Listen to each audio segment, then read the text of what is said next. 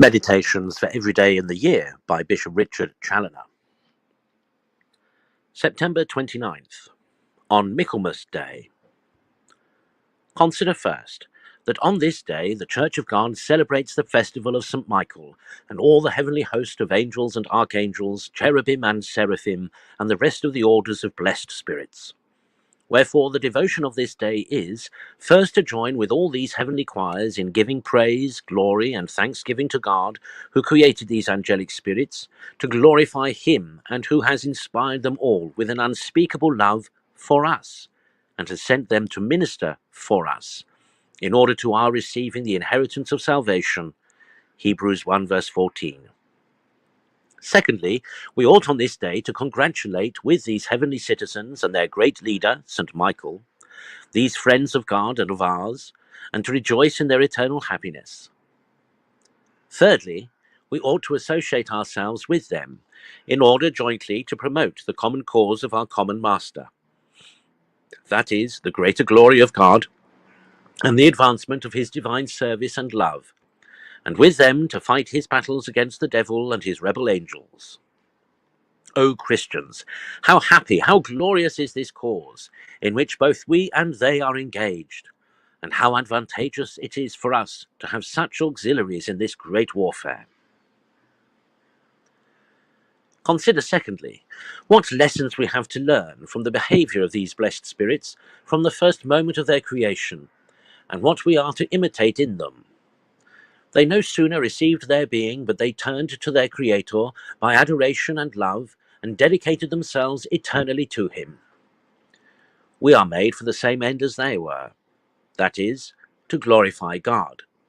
And like them, we are strictly obliged to turn to our Creator as soon as we are capable of knowing Him, and to dedicate our whole being to His love and service. But have we done so? Have we not rather, like Lucifer and his associates, turned away from God at our first coming to the use of reason, and preferred every empty toy before Him? The good angels are perpetually attentive to God, wheresoever they are, or whatever they are about. Their eye and their heart is always upon Him. They are perpetually jealous of His honour, and ever labouring to procure, not their own glory, but the glory of their great King. Do we imitate them? Is the eye of our soul turned towards God in all our employments? Are we always seeking His greater glory? If so, like the angels, wheresoever we are and whatsoever we are doing, we shall in some measure have heaven be with us, even here upon earth. Consider thirdly, from the Gospel of this day, St. Matthew 17, what kind of exercises of virtue are to bring us effectually to the eternal society of the angels. We must be converted from the corruption of pride, which cast the devil out of heaven, and become as little children, by innocence and humility, or we shall have no share with the good angels in the kingdom of heaven. There is no room for pride in that blessed society. The devil is the king over all the children of pride, says Job.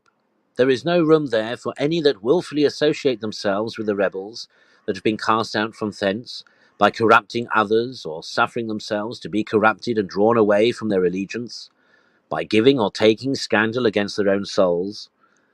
The true way to arrive at the happy company of the angels is by humility, innocence, and purity.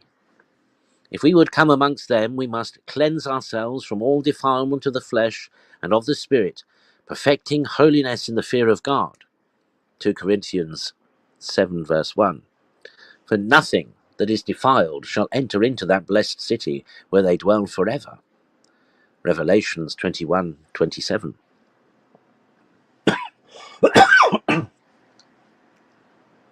Conclude.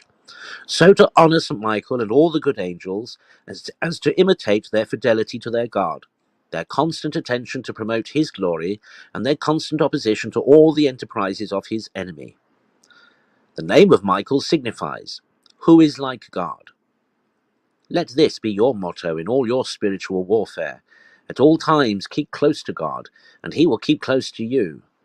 Prefer his honor before all other considerations, and he will speedily crush Satan under your feet.